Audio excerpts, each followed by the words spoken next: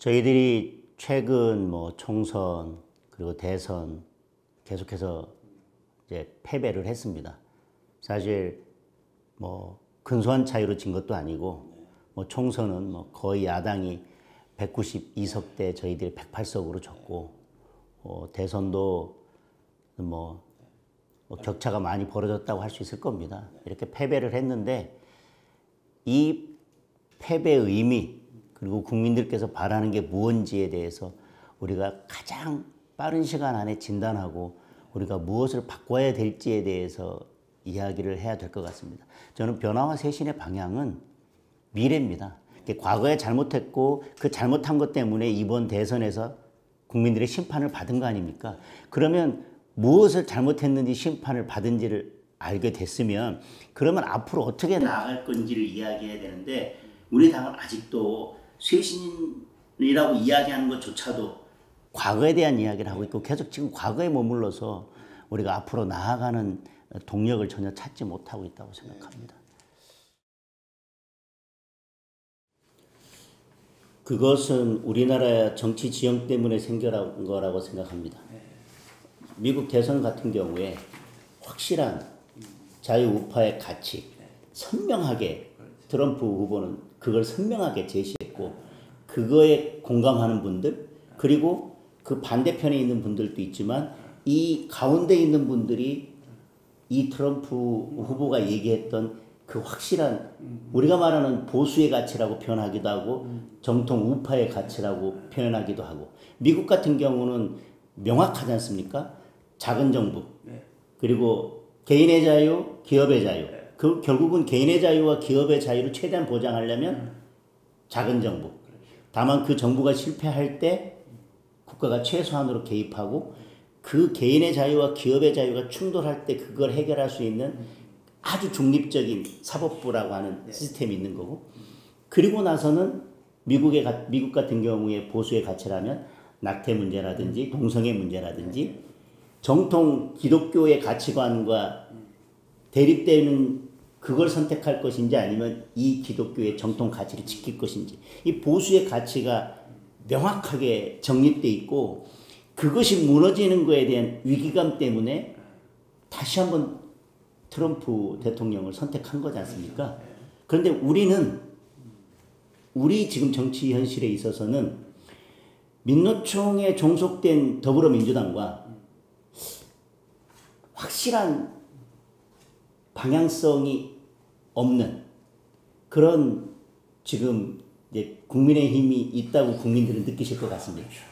그러니 중도라고 하는 것을 어떻게 표현하냐면 어떤 가치와 방향성을 가지고 이야기하는 게 아니라 여기는 그냥 민노총에 종속된 더불어민주당이지 않습니까? 이번에 뭐 장관 인선이랑 보면 뭐 명확하지 않습니까?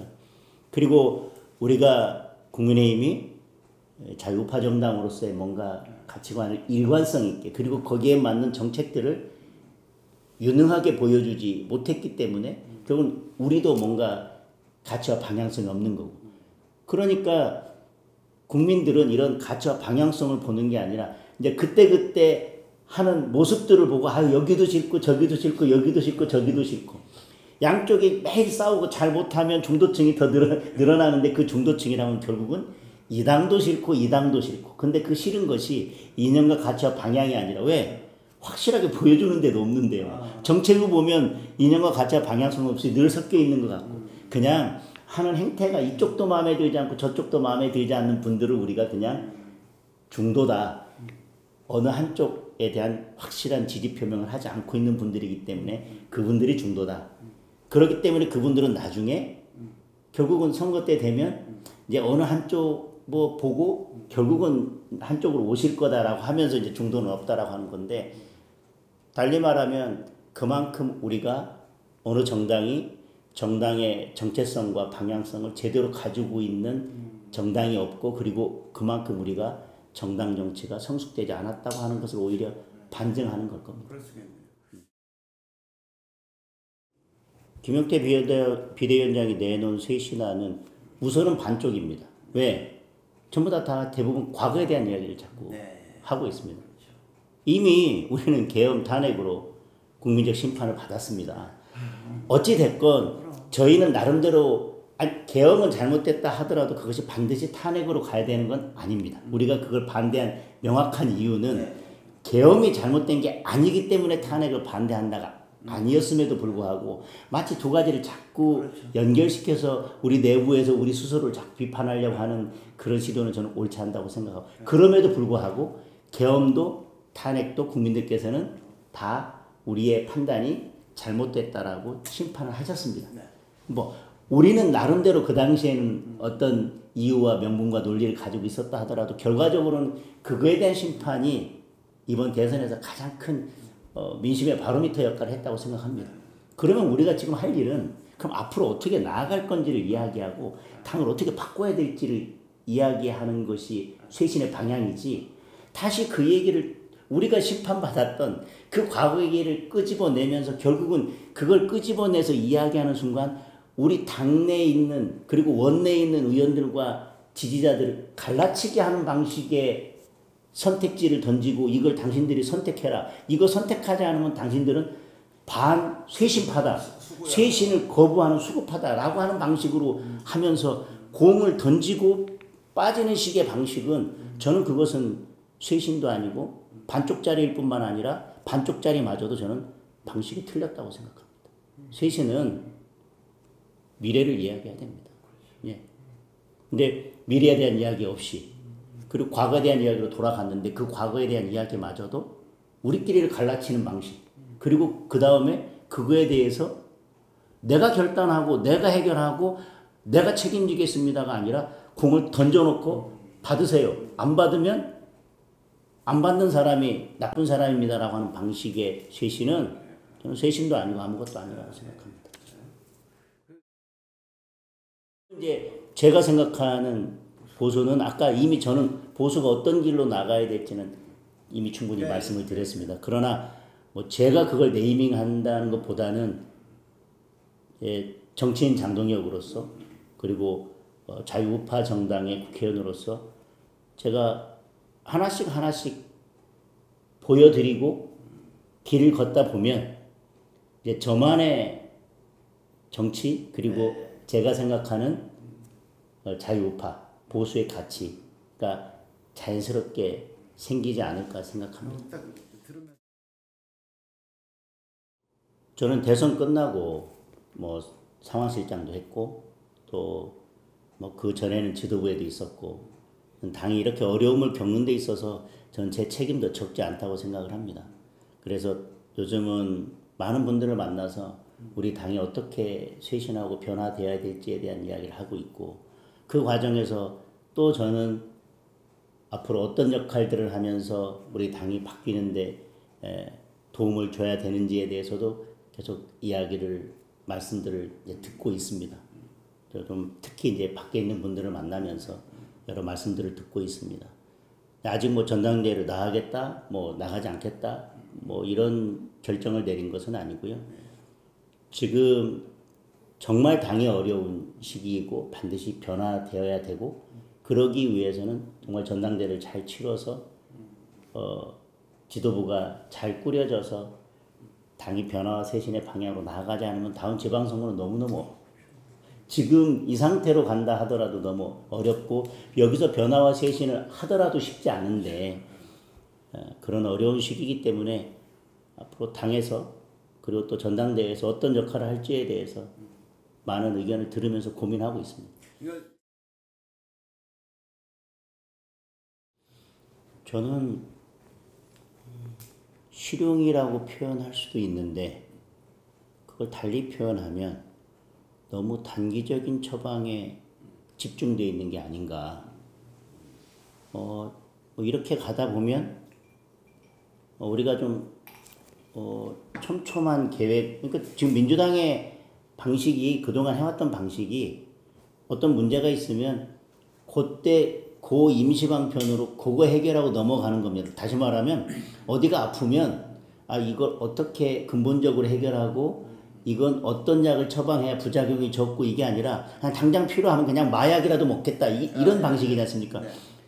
검찰이 이제 좀 권한을 좀 어떻게 나눠야겠다 그러면 그냥 검찰 없애는 걸로 가고 그냥 아유 법원 마음에 그러면 그냥 대법관 늘리면 되고 이런 방식이지 않습니까? 더군다나 지금 관세 때문에 사실 우리 기업들은 너무너무 힘들고 중동 경쟁, 우크라이나 전쟁, 이런 것들 때문에 대외적인 상황도 어려운데 그러거나 말거나 기업들이 어떻게 되건 말건 그동안 우리 거부권 행사했던 거 노란봉투법, 상법 그냥 다 통과시키자 이러고 있지 않습니까? 그냥 이게 어찌 보면 그런 것들이 실용이다.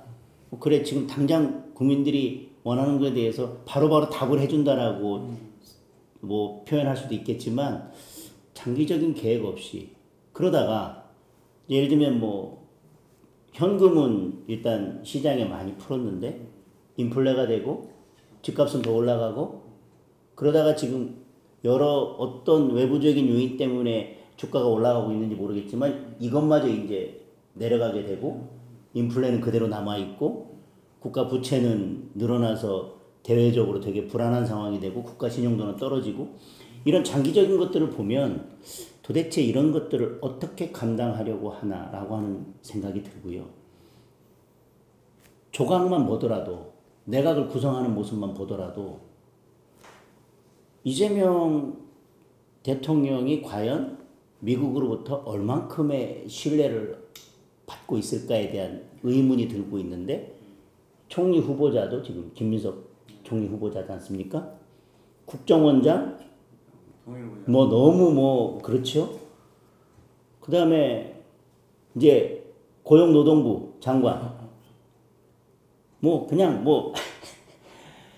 민노총 대표를 거기다 갖다 그냥 앉힌 거지 않습니까? 그리고 민노총이 그동안 어떤 길을 걸어왔는지를 알고 있고 민노총은 단순히 근로자의 권리, 노동자의 권리만을 위해서 싸워온 게 아니라 체제전쟁, 이념 전쟁을 해왔고 기업, 경제 이런 건 전혀 고민하지 않는 그런 민노총의 대표자를 갖다가 지금 고용노동부 장관으로 앉힌다면 외국에서 보는 대한민국은 과연 어떨 것이며 그리고 앞으로 그 청구서를 어떻게 다 감당할 것이며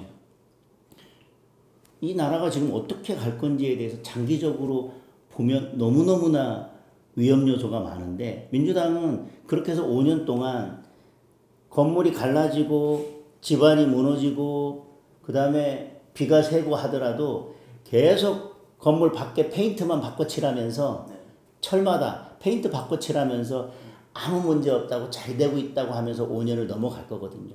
그럼 5년 후에 정권을 받아들면 이 무너진 시스템을 어떻게 감당할 겁니까? 검찰개혁도 마찬가지지만 그걸로 인해서 이 사법 시스템이 무너지면 그것은 금방 표관하지 않고 이제 5년, 10년 가면 이게 이제 누적되면 심각한 문제가 발생하는데 그건 누가 감당할 겁니까? 그래서 민주당의 지금 이런 이재명 정부의 정책을 실용주의다 이렇게 이야기할 수 있지만 너무 단기적인 극약 처방이다 이렇게 저는 표현하고 싶습니다.